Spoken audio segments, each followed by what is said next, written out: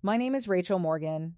I'm 27 years old, and the first home I ever loved was the same home I was forced to leave when I was 8. My father died when I was still young enough to think adults always told the truth, and home stayed with the people who love them. He left that 3-story brownstone in the Boston suburbs to me. And for a little, while I thought that meant I would always belong there, I was wrong. Just a few weeks after the funeral, my mother brought a new man into the house. A man with a rough voice, a construction job, and the kind of confidence that fills a room before kindness ever does. She told me I needed to call him Dad. I refused. I still remember the way he looked at me after that, like I was a problem taking up space in a house he had already decided was his. Then came the sentence that stayed with me longer than the funeral, longer than the silence, longer than the years I spent pretending I was over it. He told me that if I wanted to keep living there, I had to pay rent like everybody else. I was 8 years old, standing in the living room of the house my own. Father had left me, being told I was a guest in my own life. I did not scream. I did not beg. I picked up a small backpack, swallowed everything I wanted to say, and walked out to live with my grandmother. I said nothing then, but silence has a way of growing teeth when you give it enough years. 19 years later, the people who thought I would never come back learned exactly what I had been holding on to all that time. Before I tell you what he said next and what happened after I walked away from my own front door, tell me this. What time is it where you are right now? And where are you watching from tonight? I really want to see how far this story travels. Living with my grandmother should have felt temporary at first, like one of those strange childhood detours adults promise will all make sense soon, but it did not take me long to understand that nobody was coming to fix what had happened. My grandmother, Dorothy, never lied to me the way other adults did. She did not tell me everything would go back to normal because she knew it would not.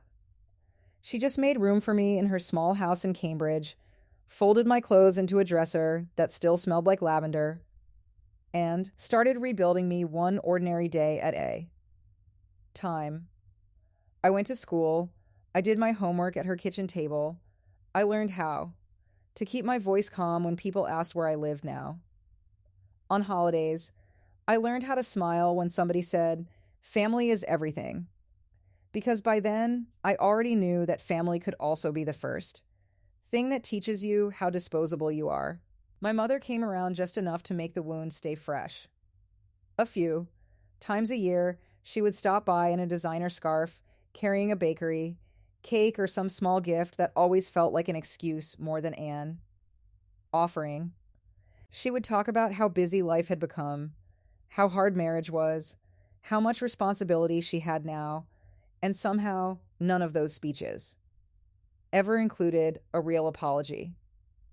She never said, "I am sorry I let a stranger talk to you that way in your father's house." She never said, "I am sorry I left you to figure out what rejection feels like before you were even 9. Instead, she talked about sacrifice, about how complicated adults can be, about how one day I would understand. What I understood instead was that she had built a new life, and I was the piece that did not match the furniture. She had given my room away. She had turned my father into a subject nobody wanted mentioned. She had allowed that house to become theirs in conversation long before they ever earned the right to call it that. As I got older, I stopped expecting warmth from her. I stopped waiting for birthdays to matter. I stopped hoping Thanksgiving would include an invitation that felt sincere. My grandmother never pushed me to hate her. And maybe that is one reason. I grew up with a conscience instead of bitterness spilling out everywhere. She taught me how to hold pain without letting it rot me from the inside. She also taught me something else that would matter later. She kept paperwork.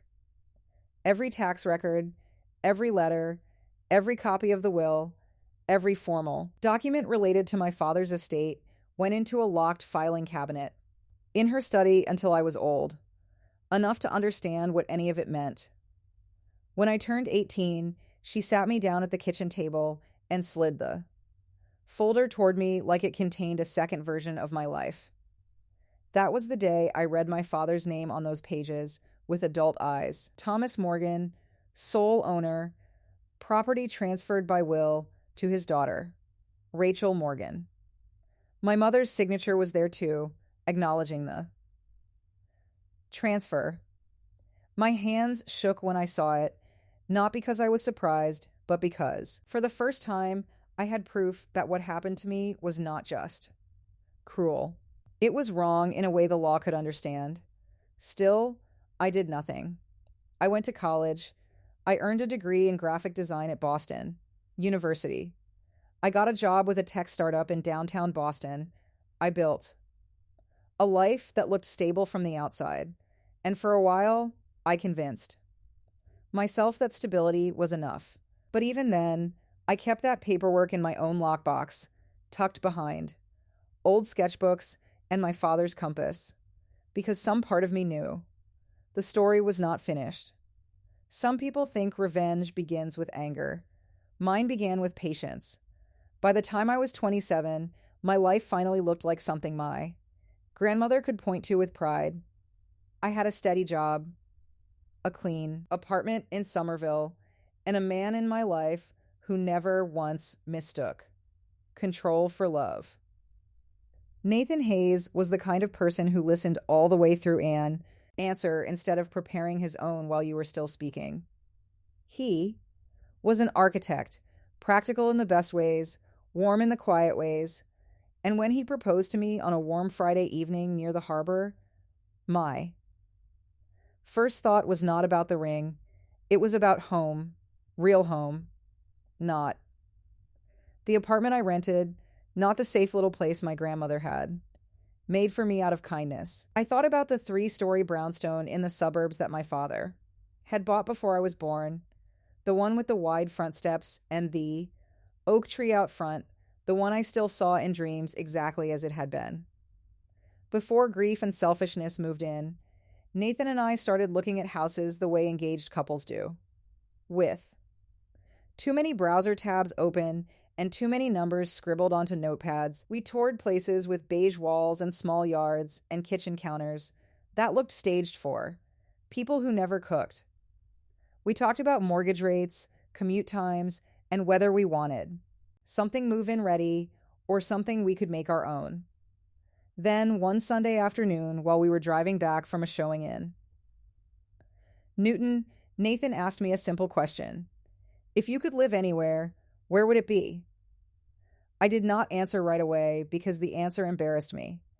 It felt childish to still want the house I had lost at 8, but once the thought surfaced, it would not go back down. That night, I drove to my grandmother's house alone. She took one look at my face and knew exactly where my mind had gone. We sat at the same kitchen table where I had once read the will, and I asked her questions I had spent years avoiding. Were they still living there? Had they ever paid anything toward the property? Did anybody ever challenge the will again? My grandmother answered each question carefully. Yes, they were still there. No, they had never paid me a dime. And no, nobody had overturned anything because the documents were airtight. Then her expression changed. She told me things had gotten ugly in that house. Marcus had lost his construction supervisor job after a fight with a client. Ashley, his daughter, was in the middle of a bitter custody battle and had moved back into the house with suitcases, debt, and a level of entitlement. That made the whole place feel even smaller. Jordan had bounced between jobs and had started borrowing money from anybody willing to believe his promises. My mother was trying to keep up appearances, but the bank had started calling about other debts, and there was talk around the neighborhood that they might be close to losing more than their pride. I remember sitting there with my hands wrapped around a mug of tea gone, cold, waiting for myself to feel satisfaction. I did not. What I felt was something sharper and cleaner. Clarity. They had not just taken advantage of me, they had taken my father's last gift and treated it like a free shelter for every bad decision they made. While Nathan and I were budgeting and building and planning honestly, they were living in a house that never belonged to them, leaning on a lie they had told so long they probably started believing it. My grandmother, being who she was, told me not to let bitterness decide my next step. She said that if I did this, I had to do it because it was right, not because it would feel good to watch them panic. That advice stayed with me. I went home, opened the lockbox in my closet, and spread the paperwork. Across the floor, the will, the transfer documents, tax receipts, copies of correspondence from the estate lawyer. The evidence did not look dramatic. It looked boring, official almost, cold, but to me, it felt like 19 years of silence finally turning into a voice. I called a property attorney the next morning before work. Her name was Jennifer Cohen. And after 25 minutes on the phone, she said the sentence. That changed everything. Rachel, if these documents are what you say they are, you have every right to take your house back. The first thing Jennifer told me was not to do anything emotional, impulsive, or theatrical. She said, people lose strong cases every day because they get hungry for a scene before they secure a result. So I listened. I gathered every document she asked for, scanned every page, sent over proof that the property taxes had continued to be paid through the estate arrangements and later through funds my grandmother helped me manage, and answered every question she had with the kind of precision grief had trained into me. When she was satisfied, she told me to give my mother one chance to respond like a decent human being before we escalated. I wrote the email myself. I kept it polite, short, and impossible to twist into aggression. I explained that I intended to reclaim possession of the house my father left me. I said I planned to repair it and move in after my wedding. I asked that we handle the transition respectfully and privately. I even offered reasonable time for them to make arrangements. I read that email 7 times before sending it, and every version of me that had ever wanted a mother was still alive enough to hope the reply might hurt a little less than the years had. It did not. Her answer came the next morning, 4 lines, cold, clipped, and almost irritated that I had interrupted her day. She told me not to disrupt her family with old drama. She said the house had been their home for years. Then she ended with the sentence that finally killed whatever was left of my hesitation. Stop bothering us. Not let's talk. Not this is painful. Not I know I owe you, Anne. Explanation. Just stop bothering us, as if I were some unstable stranger sending nuisance emails instead of the daughter she had watched get pushed out of her own front door. I forwarded the reply to Jennifer, and she called me within the hour to say what I already knew. We were done trying the soft way. Still, before the legal notice went out, I made one mistake. I went to the house.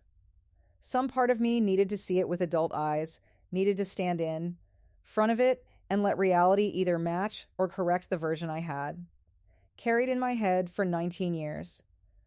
The neighborhood looked smaller than I remembered, but the house itself hit me like a hand to the chest.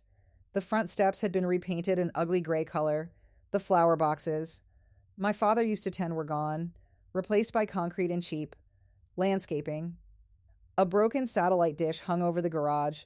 Even from the sidewalk, I could see that they had changed the front door and not well. The whole place looked tired in a way that made me instantly angry, as if neglect itself had become another insult. I should have left then. Instead, I walked up and knocked.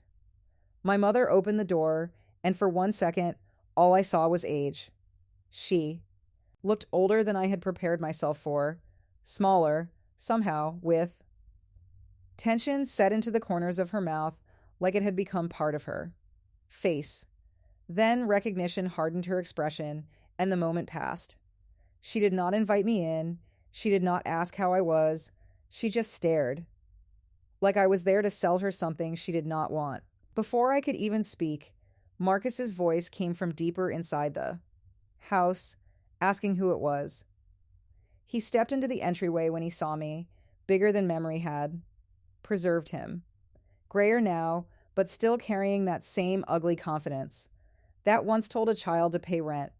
He laughed without humor and said I had nerves showing up after all. These years. I told him calmly that I had every right to be there. He moved closer and said, "No, I did not, because this was his house and his family's home." My mother stood there and let him say it. She did not correct him. She did not look ashamed. She just crossed her arms and watched me like she was waiting for me to make a scene so they could feel justified. I looked past them into the entryway and saw almost nothing of my father. Left. No framed photos, no old bookshelf, no trace of the man who had worked for that house and loved me in it. I left before my anger could turn stupid. When I got back to my car, my hands were shaking so badly I could not put the key in the ignition on the first try. But when I finally drove away, I was calmer than I had been in years. Some doors only need to close one last time before you stop knocking and start using the law. A week later would have been my father's 19th death anniversary, and I decided to mark it in a way that matched the kind of man he had been. He was not flashy when he was alive, and I did not want some dramatic social media grief performance after he was gone. My grandmother and I arranged a small memorial service at the community center she still volunteered at, the same place where my father had once helped organize fundraisers and mentor young entrepreneurs. We kept it simple: a short reading, a few flowers, a donation drive for school supplies and books in his name. I paid for coffee and pastries for everyone who came. Nathan stood beside me through the planning without trying to direct any of it, and that alone made me love him more. I mailed an invitation to my mother and sent a digital copy as well, because I wanted there to be no excuse later, no story about how she had never been told. I already knew she probably would not come, but some part of me wanted the record to show that I had offered dignity before I demanded accountability. Her reply never came. Instead, 3 days before the service, I got a text from Ashley, Marcus's daughter, from a number I had not saved but recognized, immediately from the area code and the tone. She wrote that dragging up the dead after 19 years was pathetic and unhealthy, and that some people needed to move on instead of punishing everyone else for their childhood issues. I stared at the message for a long time, not because it hurt, but because it told me exactly how they talked about me inside that house when I was not there, like I was the problem, like memory itself was some kind of character flaw. I did not answer. The next evening, Marcus called. I let it ring 3 times, then picked up. He did not bother with greetings. He went straight into anger, accusing me of harassing my mother, stirring up old wounds, trying to embarrass the family, and acting ungrateful after all they had supposedly done for me. That word ungrateful almost made me laugh. There is something truly incredible about people who steal from you and then demand appreciation for the parts they did not steal harder. I let him talk until he repeated that line about how they had housed me, fed me, and tried to make me part of the family. Then I cut in and said the truth in the calmest voice I could manage. You did not house me. You threw me out. You did not make me part of the family. You made sure I understood I was not part of it. And that house was never yours to offer or deny in the first place. There was a pause on the line, the kind that tells you have finally said something that landed. Then he snapped back louder this time, saying my father was gone, life moved on, and that if I had any decency, I would leave the people living. There alone. I told him my father being gone was exactly why I was no longer willing. 2. He hung up on me, but not before warning me that I was making a mistake. The memorial service was the following Sunday afternoon. My mother did not come. Neither did anyone from that house. The people who did show up were my grandmother, Nathan, a few older, relatives, some community members who still remembered my father, and 3 former neighbors who told me stories I had never heard about how he used to help families move in and mentor kids in the neighborhood. I smiled through most of it, but toward the end, while standing beside the table of donated supplies, I had one of those strange, quiet moments where grief and certainty stopped fighting each other. My father had not left me that house, so I could spend my life feeling guilty for wanting it back. He had left it to me because he loved me, because he wanted something stable and protected to remain mine, even if he could not stay. Leaving that house in the hands of people who erased him was not mercy. It was surrender. After the service, I sat in my car in the parking lot, opened my phone, and sent one message to Jennifer. They had their chance. File everything. Once the legal process began, the story stopped being about memory and started becoming about evidence, deadlines, and the kind of pressure people cannot cry their way out of. Jennifer sent the first formal demand letter, followed by notice to vacate and all the paperwork required to begin the possession action. She warned me that people who have lived off somebody else's property for years almost never leave gracefully, especially when they have convinced themselves longevity equals ownership. She was right. Within days, my phone lit up with voicemails from my mother that swung wildly between tears and blame.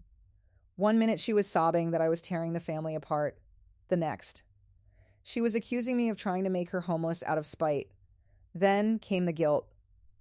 How could you do this to me? After everything I carried on my shoulders, after everything I survived. Notice what was never in those messages. Not once did she say I should not have let that happen to you. Not once did she say I failed you. It was all still about her pain, her fear, her image. Marcus's approach was more direct. He left one voicemail in particular that Jennifer immediately told me to save in 3 different places.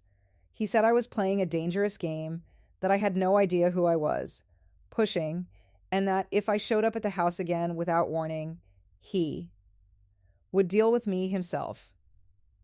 He did not quite say enough to sound clever, because men like him rarely do when they are angry.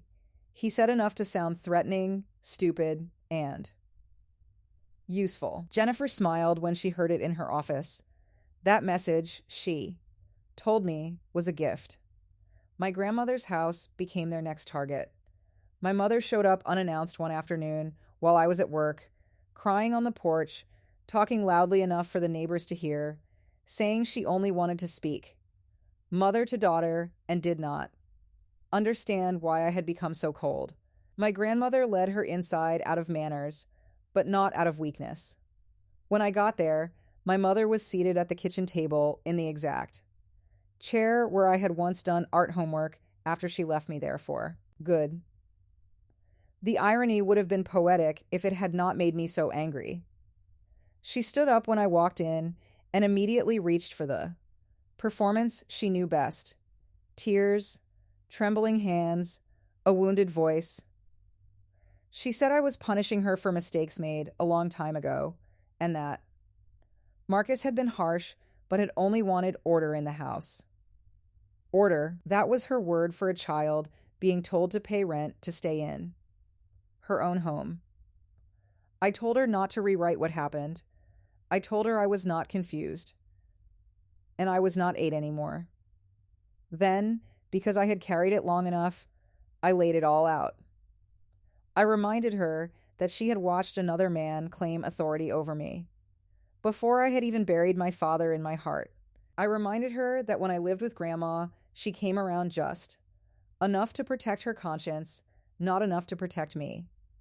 I reminded her that there had been birthdays she missed, Christmases she reduced to rush visits, and years of my life she treated like an inconvenient branch of a tree. She had already cut down. She started crying harder, but I did not stop. I told her the cruelest part was not even that she let them take the house, it was that she let them make me feel like I had imagined what was mine. She tried one last tactic. Then she said they had nowhere to go.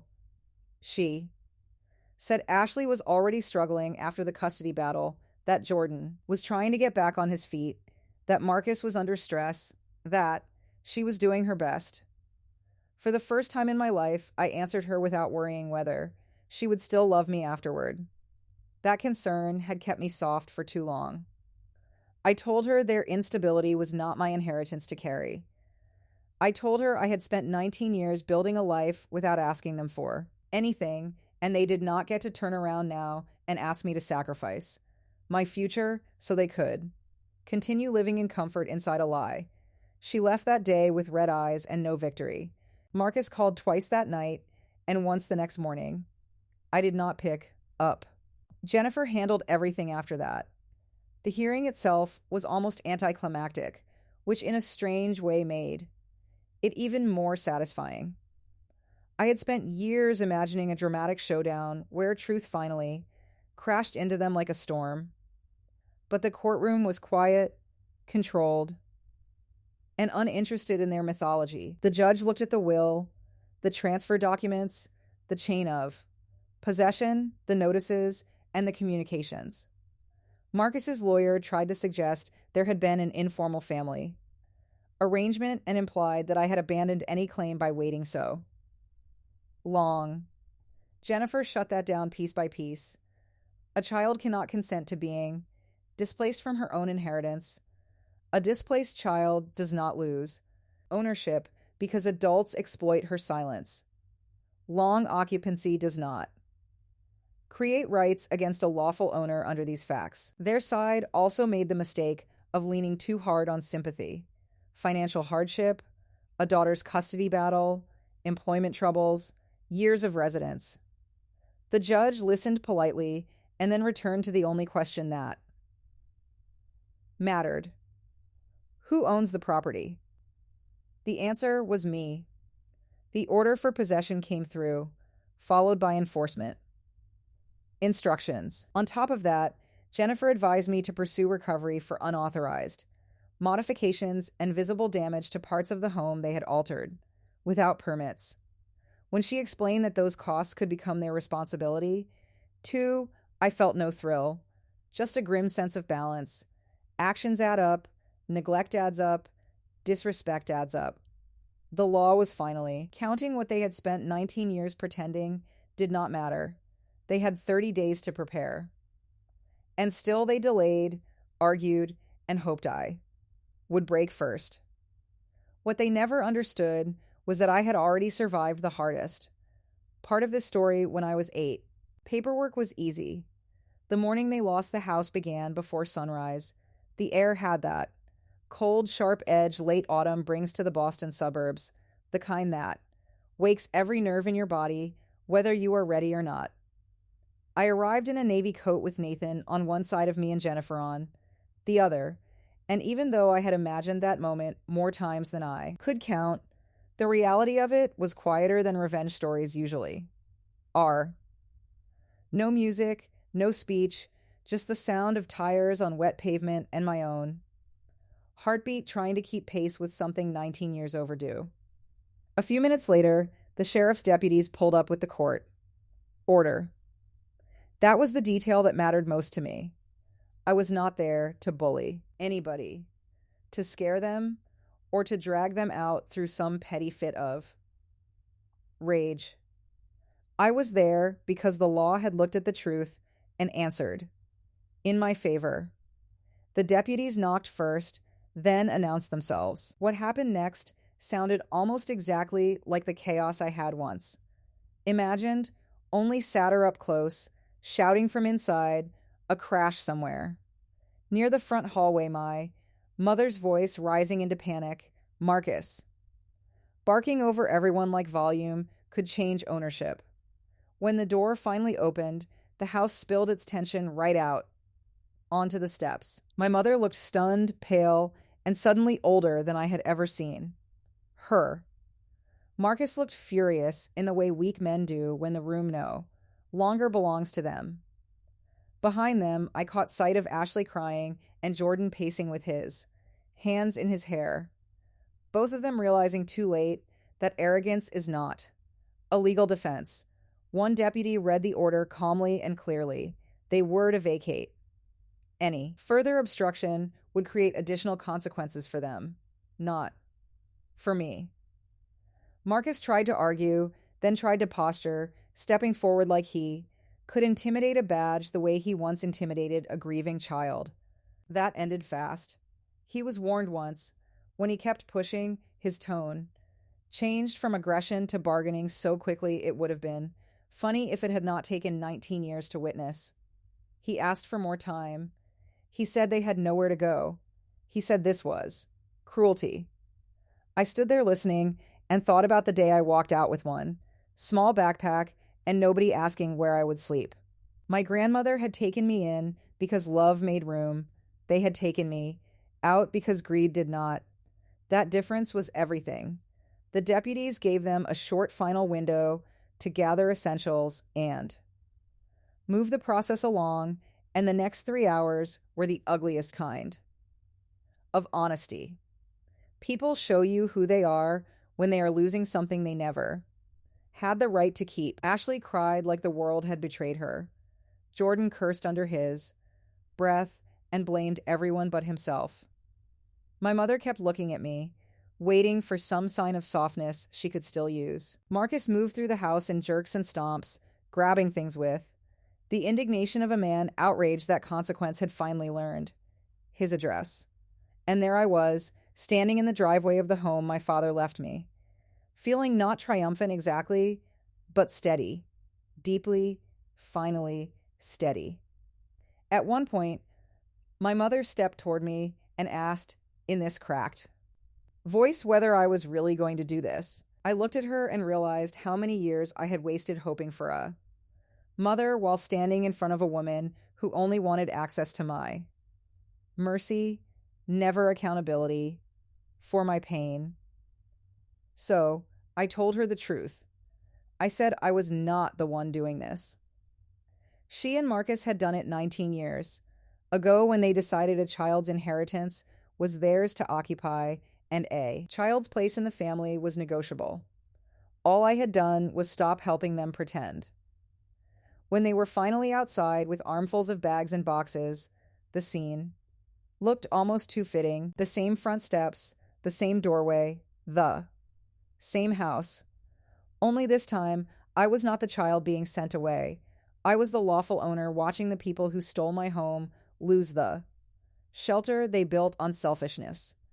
Before leaving, Marcus turned back once with a look that promised he still wanted the last word. He did not get it. Jennifer handed one deputy the paperwork documenting visible damage and improper alterations to the property, and I saw something collapse in Marcus's face, that anger alone could not explain. It was not just that he had lost the house. He had lost the fantasy that there would never be a bill for the damage people like him leave behind. After the vehicles pulled away and the noise faded, I stood there for a long moment before walking inside. The house smelled wrong at first, stale and crowded and unfamiliar. But beneath all of that, faint and stubborn, was something I recognized from childhood. Wood, dust, old varnish, memory. I walked through each room slowly. The living room where my father once fell asleep with a book on his chest. The hallway where I had been told to pay rent at 8 years old. The kitchen where I used to sit on the counter and help him make pancakes on Sunday mornings. I touched the door frames like I was reintroducing myself to a language I had once spoken fluently. Nathan followed behind me without interrupting the silence. In the back bedroom, I finally cried, not because I regretted what I had done, but because I understood how long I had been carrying that little girl with the backpack inside me. Getting the house back did not erase what happened to her. It did. Something more honest than that. It told her she had been right all along. She had not imagined the injustice. She had not overreacted. She had not been too sensitive. She had been wronged. And one day, she grew into someone strong enough to prove it. Over the next few months, Nathan and I repaired everything we could. We stripped out the worst of the careless changes. We repainted the walls. We restored the front steps. I placed one framed photograph of my father in the entryway where no one would ever hide it again. When our wedding came, I walked out of that house in white instead of walking out with a backpack. That mattered to me more than I can explain. And if there is any lesson in all of this, it is not that revenge feels good. It is that silence should never be mistaken for surrender. Sometimes people stay quiet because they are young, cornered, grieving, or simply waiting until they have the strength and the proof to defend themselves the right way. Family is not defined by who can claim you when it benefits them. Family is defined by who protects your dignity when you are too small to. Protect it yourself. And when that protection fails, the answer is not bitterness, and it is not violence. It is patience, truth, boundaries, and the courage to use the law to defend what is yours. My father left me a house, but the greater gift turned out to be the lesson hidden inside the fight to reclaim it. Love without respect is not love. Blood without loyalty is not family. And no one who profits from your pain gets to call yourself respect. Cruelty. If you have ever had to fight your way back to something that should never have been taken from you, then you already know this. Healing does not always look soft. Sometimes it looks like standing on your own front lawn at sunrise, watching the lie end, and finally, walking back into your life through the same door they once forced you to leave.